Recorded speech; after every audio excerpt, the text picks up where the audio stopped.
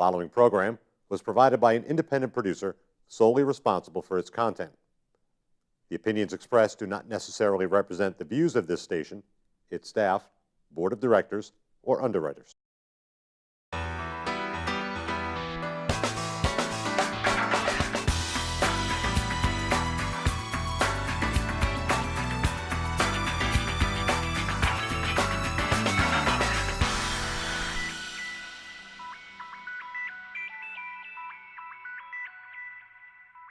Welcome to Real Estate with Harmony.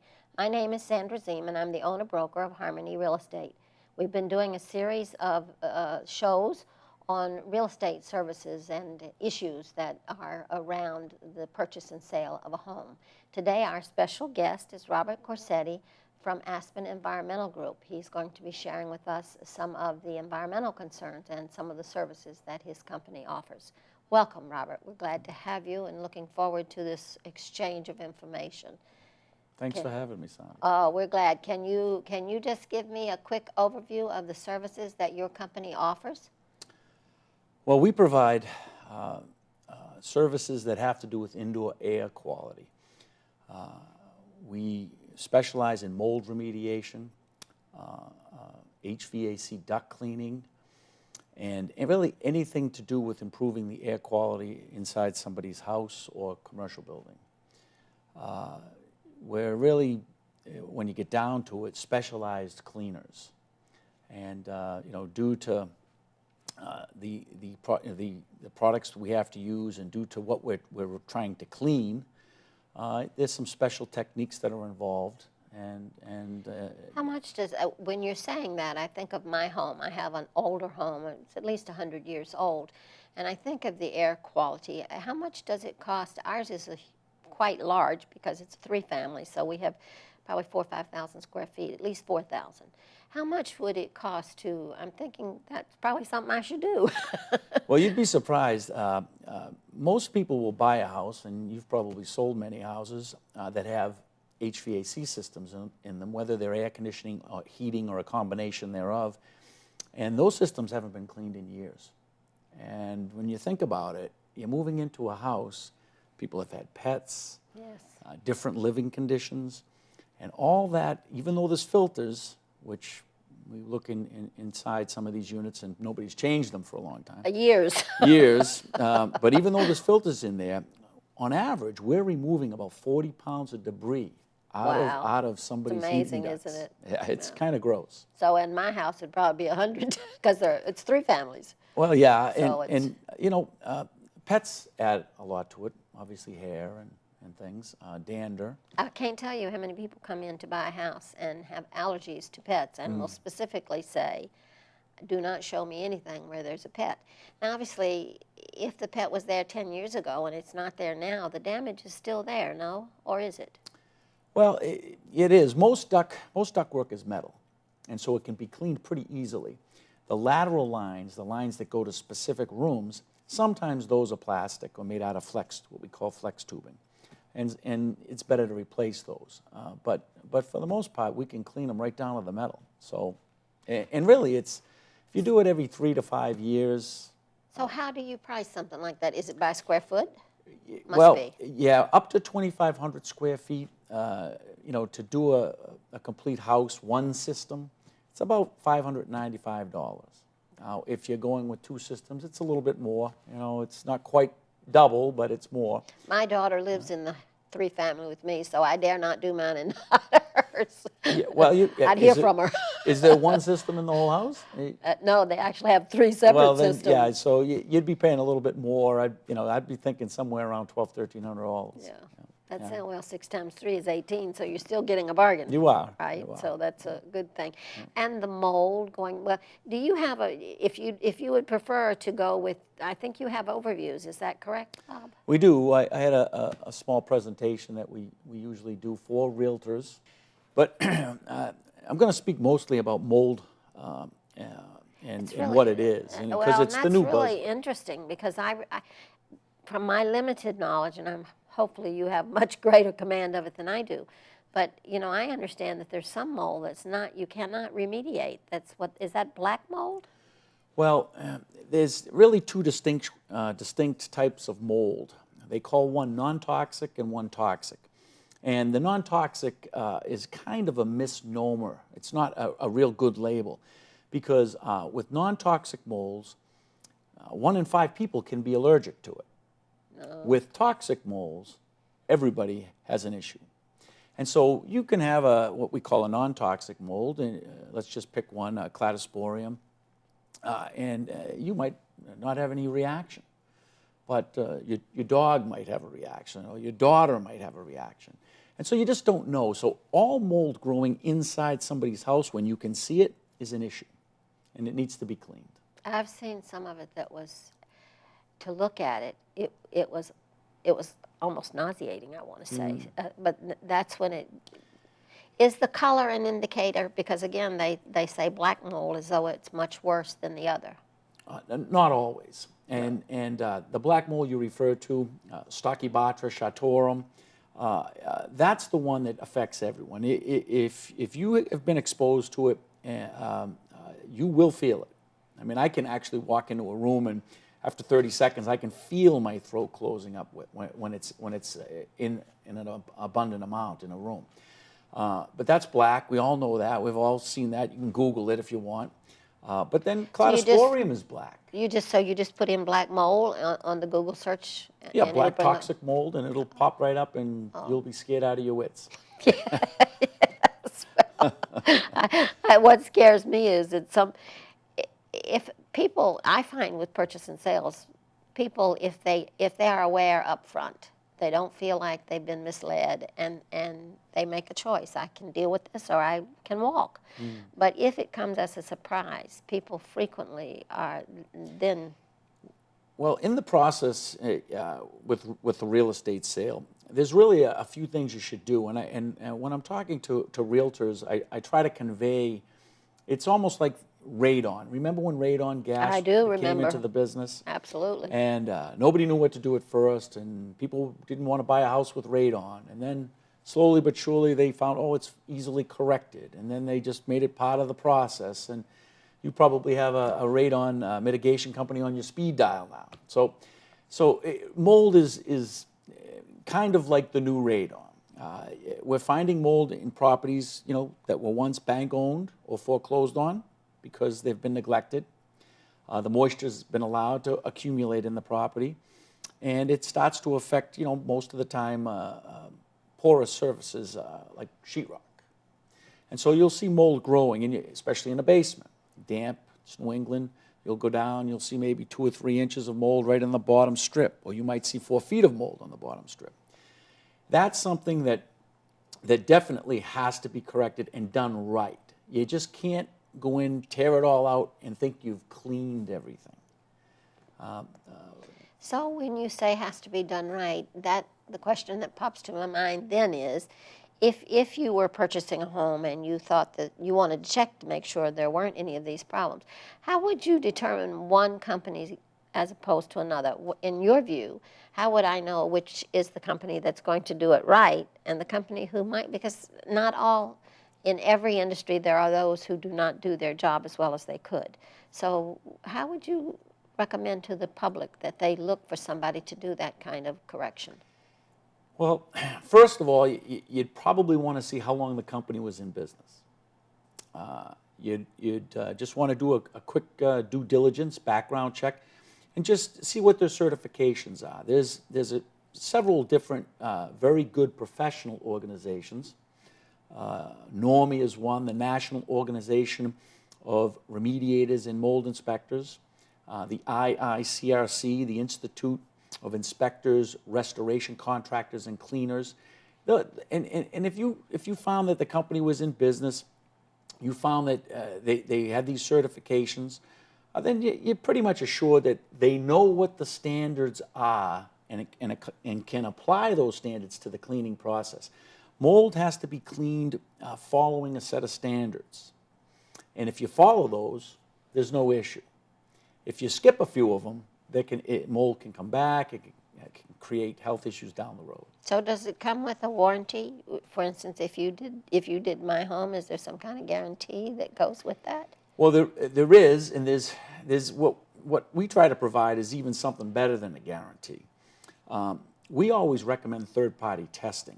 So let's just walk through a quick scenario of I'm buying a house from you. You know, you're the realtor. Good. There you go. Can you do it today? I'm writing the check. I got it right. I love it. Right here. I always like those checks. So what I would do is obviously I'd come in and I'd sign a P&S, purchase and sale, and I'd say, okay, well, there's mold in the house. Well, you should always have it tested. And I've heard, you know, people in the past say, well, why do you need it tested? We know that's mold. Well, you do, but you don't know what type of mold it is. It doesn't make much of a difference to me what type it is, because we're going to clean it no matter what type it is the same way. But to you, it makes a difference. And if you don't buy the house, the next person down the road is going to want to know what type of mold it was. So you do a test. It's called a pre-test. They check it. Okay, this is the mold. This is what you have. And a lot of times, whoever's doing the testing will write the protocol on how to clean it. A company like myself, Aspen Environmental, will come in and clean. We'll follow the steps that are outlined usually by the person who has done the pre-test. If not, we're going to follow IICRC standards. And at the end, you have it tested again, called third-party testing, so that they check my work and they make sure that everything's clean. If it's not clean, because you have to realize, you know, sometimes we don't get everything, not because we did a bad job, but because It's been 100 years. It can be hiding any place. well, mold spores are microscopic. Yeah. You're chasing molecules. Yeah. And so you want to make sure that it's gone. And so we welcome third-party testing. If it's not clean to the standards, we clean it again. And then when we're done, you get a warranty, and you have a third-party person saying, yeah, the job was done right by ABC Company, and here you go. So, Bob, do I hear you saying then indeed that my first premise was incorrect? Do I hear you saying that all mold can be corrected, even that mold which is 100% allergic for all of us? Yeah, absolutely. And see, I've had any number of people tell me the other. Well, this is, and this is probably what they're referring to. You can't clean sheetrock. So when I don't care what type of mold. Yes, once it gets in there, it permeates. It's in there. The roots, hyphae. It's called hyphae. The roots are in there, and really there's nothing that can get it out. So the sheetrock has to be cut, and it has to be cut at least 2 feet above the visible mold. So if the mold's up about 2 feet, you got to go to 4 feet. You cut it all out. You throw it away. And so it can be very expensive. It's almost like rebuilding. Well, yeah. You usually now we can clean wood. We can clean semi-porous materials, wood, metal. So that can be cleaned, and so the structure, the actual studs, the frame stays and can be cleaned. But yes, well, think about it. What if it's behind your cabinets? There's sheetrock behind there. I actually remember an occurrence in Merrimack where a family, the child got, you may remember, the child got deathly ill, and I think ended up with a deadly disease, and they ended up moving out of the house. They couldn't figure out what was wrong with the child, because it was one that they had been in before it became known that it's such a problem. And that house, I think they had, it was a nightmare to sell because it carried that stigma. And so it was heartache because obviously this child was... Well, yeah, and that's the trouble. You know, mold is very silent. It's very insidious. And not like a woman, huh? Well, I'll stay away from that. It's all right. I always go out on that dangerous ice. I'm good at ice. But and what happens is that somebody can have the symptoms and be affected with mold. They go to the doctor, and up until recently, the medical profession got no training in people that were exposed to fungi, very little. And so they would treat it as either a bacterial infection or a virus or whatever. And so the medicines that are needed if you're exposed to fungi, mold, are antifungals. They're different medicine. And so that's why it would be reoccurring. They'd feel good after a few days of being moved out of the house. Then they'd go back. The symptoms would reappear. And the bad part about it is if you're exposed to Stachybotrys, the damage that incurs from that exposure is permanent. Wow. Many times permanent. That must be what this child had, because it was permanent damage. I think I want to say it's been at least 10 years, but I want to say they lost that child. I want to say they did not win the battle, which was tragic to say the least. Children are more susceptible, obviously. Yes, Young children lungs. are more vulnerable with everything. It's you have to watch them close. That's why they give children to young people, not us. Not us, because it's 24/7. You know you need the energy. Yeah. So talking about this, then Aspen Environmental, do you do radon or do you do lead, or you stick strictly to mold and? No, we stick strictly with mold remediation, HVAC duct cleaning. We do fire restoration and some flood restoration too. So if they were purchasing the home and they wanted to check for the mold remediation, how much is the test? How much does it cost for you to come out and do that? Typically 4 tests run about $400, $395. 4 tests. Now, why would you do 4 tests? Well, most homes, I'm gonna say are an average of 15 to 2,000 square feet, and so you really want to take tests in certain areas. If it has a large basement, you want to do a test there. Now, if there's some visible mold down there, we can do what we call a tape test. It's just a basic microscopic slide that has a sticky medium on it. You stick it onto the mold, it takes the spores right off, it lifts them right off, and they look at it under a microscope and read what it is. If there's no visible mold, but you suspect that it could be behind the walls, for instance, we might do an air test. And that's when we hook up a little aerosol, which is just, once again, a microscopic slide with a medium that's in a canister, and it draws air through it.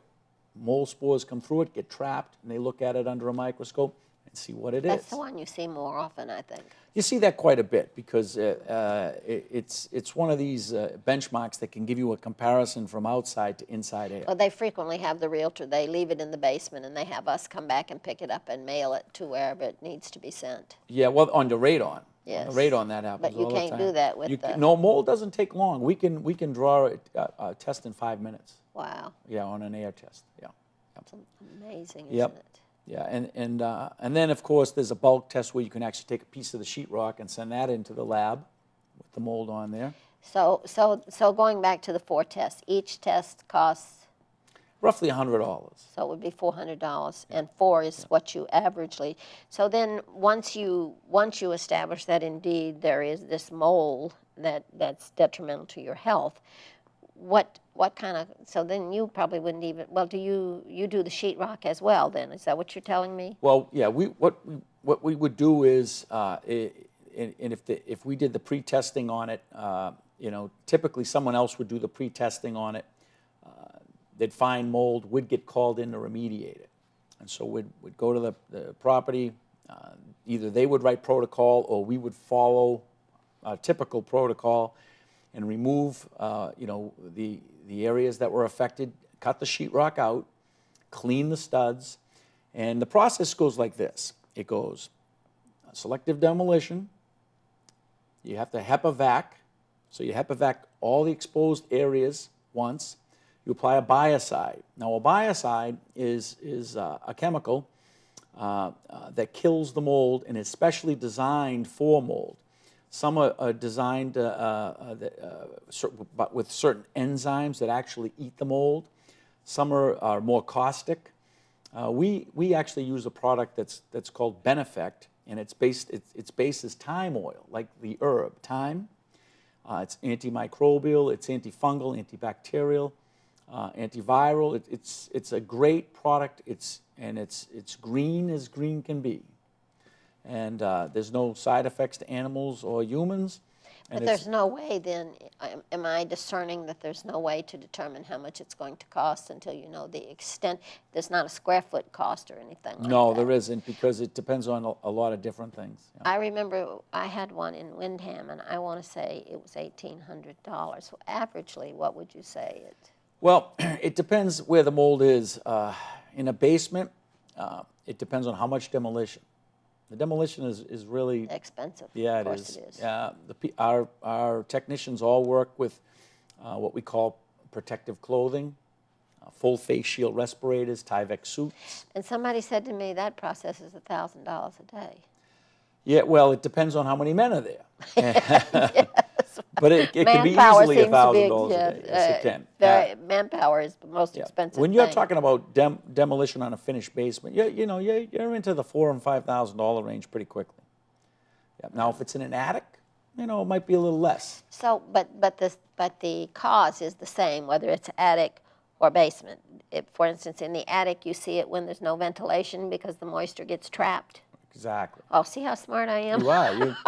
You're I'm not looking to replace you. Let me promise you that. well, We all have our you have to areas. wear a lot of hats in your business. Too many hats, to be honest with you. Real estate is, but it's ever the challenge. I think most of us get tired of being in one cap for our whole lives. I think every 20 years you should change occupations just for the challenge, just for the. It's invigorating. Sure. It gets those cell brains moving. Well, in your business and in my business too, we're always learning something. We have to go with continuing education all the time. But to get back to the attics, the attics are sometimes tough to work in. And it depends on the time of year because of the heat. Yeah. It depends on Heat how bad the attic is affected. Wow. And so, an attic can run $3,000, but it can also run $8,000. And, there's a lot of times we're applying biocide or we're ice blasting, what we call dry ice blasting in there. And so there's Now, what does that term mean, dry ice blasting? dry ice blasting is a technique that we use to remove mold on hard surfaces. And what we do is we have a machine that has just pellets of tiny dry ice that instantaneously come out at such a high velocity, they actually kill the mold spores on contact and take the coloring right off. Like if you've seen plywood sheathing that was black. Up in Yes, the attic, I have. It'll almost be like a sandblaster going through there and killing the mold, removing the mold, all in one shot, and there's no residue left because the material that makes up the ice blasting just dissipates into the air. It's an interesting process. They do a lot of things, but it's amazing. Even what they're doing medically now is with the same kind of treatment, or at least similar, in that they use the air to force it. The pressure, I would assume, has something to do with that as well.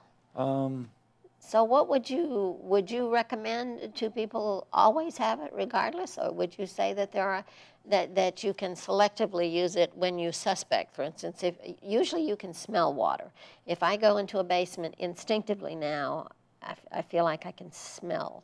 Well, what you're smelling there, Sandra, is when that musty odor, Yes. which we all know, and women seem to have a higher olfactory sense than men, I can say on average. When you smell that musty odor, that is mold spore off-gassing. And that's what it is. You've always wondered, well, what's that musty smell? Well, it's mold off-gassing. Mold is everywhere. Mold is on these chairs right now, on my shoes, but mold is a good thing. We lived in Okinawa, and of course, it's completely surrounded by water and the moisture is. And I remember you would pick up the drapes, and on the drapes it would be growing. Sure. And it was, I have never seen it to that extent in this country, but over there it was, and you have to think that some of the people over the centuries have lost their lives not even knowing that it was the quality of air being affected by that, because what you don't know, you don't worry about. It's been around for so long. I mean, in our show we have a slide in there that brings up a passage from the Bible, from actually the book of Leviticus, and it tells the high priest that finds mold in a dwelling how to clean it, and if it doesn't get cleaned, to tear the house down and throw the rocks away. I'm going to ask the preacher about that. see if he's read up on it. That's how long. It's around forever. Well, and it is amazing the things that are in the Scripture that you would not expect to be there. I suppose it really was living instructions for those people in that generation. Exactly. So, That's exactly what some it is. of it was probably probably ahead of its time. It took light years for us to bring it to conscious thinking. You can't have mold without moisture and high levels of it. Now, it can be high humidity, or it can be actual standing water. And that's why we see it in basements, because, you know, if you have a leaky basement, the gutters are just, the downspouts are right beside the foundation, and this area gets wet. That's what increases the likelihood of mold growing. And so, to get back to your musty smell, when you go into a home and you smell that, there's an issue. Now, you might not see the mold because it hasn't gotten to the point. When you can actually see the spores, there's millions and millions of Out of control then. It's out of control. It's already a problem. You might not find that. And you know, it might take 10 years before you see it, you know, accumulating. You know? But so going back to my question to you, I'm going to pin, typical politician, I want to pin you down. Pin you down. So then you recommend that they always test, or that they test if they have any suspect or any suggestion that there might be water? It's always, you're making a large purchase. Yes. All right. And, you know, it may be your listing, but that listing may have come from a bank. It may have come from a party that was foreclosed on 5 years ago. We don't know. Yeah. And sometimes the history with these listings is sketchy on those. So we always recommend, if you suspect it, if you don't suspect it, you don't have any houses in great shape, and it's not something you need to do. Yeah. But if you suspect it, or you have that issue, why not test? Test. There's no issue now, or you find there's maybe a little bit in a closet. The interesting thing from a real estate standpoint, from my view anyway, is that people frequently choose not to do it. But once you have done a test and you have determined there is a problem, now if that buyer walks, and so now you have to remarket the house. You do. By law, you have to disclose. Absolutely. That you now know. What you don't know, you don't have to disclose. But and it can be proven. I remember a house where the people told us there'd never been any water in the basement. We had a neighbor come over right after closing and tell us, oh yeah, they used to have water problems down there all the time. Well, those people were accountable, and in a court of law, absolutely, they were held accountable. Now, and should have been. Absolutely. It's like any other law, though, if you don't enforce it, you know. Well, and we're finding situations like this. Bank-owned property, they had a mold issue. And one time we used to do a lot of cleaning for banks. We did. We did quite a bit, and most of them not local. And then all of a sudden, the foreclosures were still there, but we weren't getting the mold. We were called in, would give an estimate, would never hear anything. And so what happens in some of these foreclosed properties is companies are coming in, and they're not mold remediators, they're just contractors. They find in an area with mold, and they just rip that out, and they throw it away. Now, supposedly, no more mold. Yeah, not but so. when you do that, all those spores go into that area and have to go somewhere. So they go where the air takes them. To some extent, you're treating the symptoms then. You're not treating the real problem. Well, true. I mean, you're not correcting why it was there, for one, but you're getting rid of the evidence. Yes. And so you get rid of the visual mold, but while you were doing it, you didn't take the precautions of containment, of negative air pressure. And what you've done is spread those spores through the house. So it goes upstairs. And what people need to realize is that 30 to 40% of the first floor air in a house is made up of your basement. And so that the air currents go up to the first floor, and now your baseline of mold on that first floor is 2 and 3 times higher what it would be. Yeah, it's gotta and be. So down the road, they move into the house, then they, oh my God, I see a little mold in the closet here where the wet shoes were put away. Well, why? The unfortunate part is it appears that it would be even greater condition to be wary of if you're a young parent, because again, going to the vulnerability of children. And those are the people who can least afford all of these expensive, because obviously that's not the only test that you need to do when you buy a house. No, It's gotten to be, it can be upwards of $1,000 Oh, just easy, to do all the easy. testing. But it is, as you said, if you're going to spend $250,000 to buy a house, to spend an extra $1,000 to make sure you're not getting a problem, it seems like a worthy investment. It is, and you know, you don't want to ever see anybody's children get sick in a house. There's nothing that would make anybody feel any worse. And so if a house needs to be tested, or you have any issue, you might as well do it, because, and even today when like that buyer, that situation you brought up, where the buyer out and out lied and wasn't truthful in what happened in that basement. In a mold situation, it could be the same thing. I mean, you walk in, the house is clean, it looks good. That house had mold, but nobody told you. Nobody told anybody. The interesting thing is that with insurance now, they're keeping records on houses. Are they doing that as you get into these environmental issues as well? Do you know what I'm saying? Like, if you ever had a fire in a house, you can go back and check the record, and it's there, much like they do with automobiles. And if they haven't done that in your industry, I would think that ultimately they will, no? Well, no, there's nothing in our industry that posts where we Okay. work, and you know, in private business, you know, you get into that's a confidential issue with legalese attached to it. But we obviously keep records of everything we do, and the insurance companies obviously keep records of every claim they've paid out. But you can't access that. You can't go and they won't turn it over to you. It's between companies.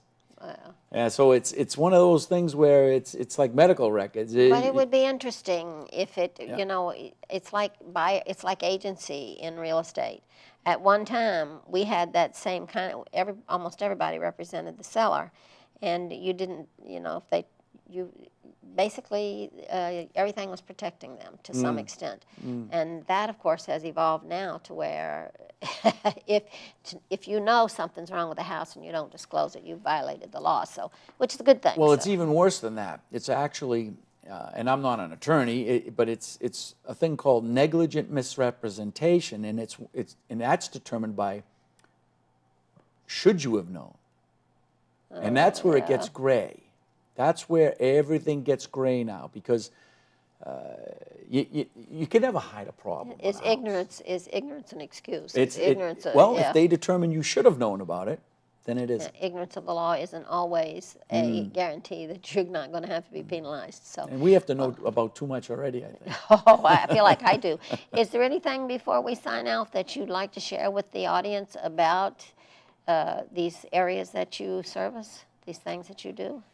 Well, you know, just to recap quickly, but you know, if you're in the market for a house and there's an issue, get the testing, spend the money. Yes. Then you'll at least assure that whoever did the job to clean it up it'll be clean. And as you know, it leaves a paper trail. And so if that buyer walks, you have a paper trail. This house is clean. This person says so. Here's the paperwork. Yes. No, I've actually had sellers rather, who said, well, you know, I'm not going to fix that, and I'm just going to leave it. And of course, they would say, you know, that you don't have to disclose it. And as right, but some buyers are not. No. This may be the only time they've ever bought or sold a house, whatever they're thinking.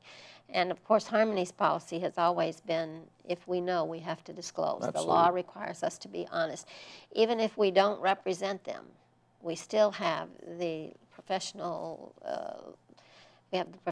demand, actually, that we disclose honestly. It's the right thing to do. It is the right thing to do, yes, because, and especially, again, people take their last dollar to get into the house. So to find a problem that's going to cost you thousands of dollars after the closing, when you no longer have the money and it cannot be fixed because of the money, then that can be a real heartache. Well, thank you. I was absolutely right. I found lots of good nuggets that I certainly, after all these many years, and so you never know everything, and it's always good to consult a professional, somebody whose expertise is limited, and because of that, they put in the extra hours it takes to gain a command of it, because everything is, today everybody's a specialist. As you say, though, we realtors have to be all these hats we have on, but the diligence, the due diligence is the key for us to always, and it's always good, again, for us to sit through these things so that we are reminded of the liabilities that are there. So thank you for coming, and thank the audience, and we'll look forward to seeing you all again on Real Estate with Harmony. Thank you.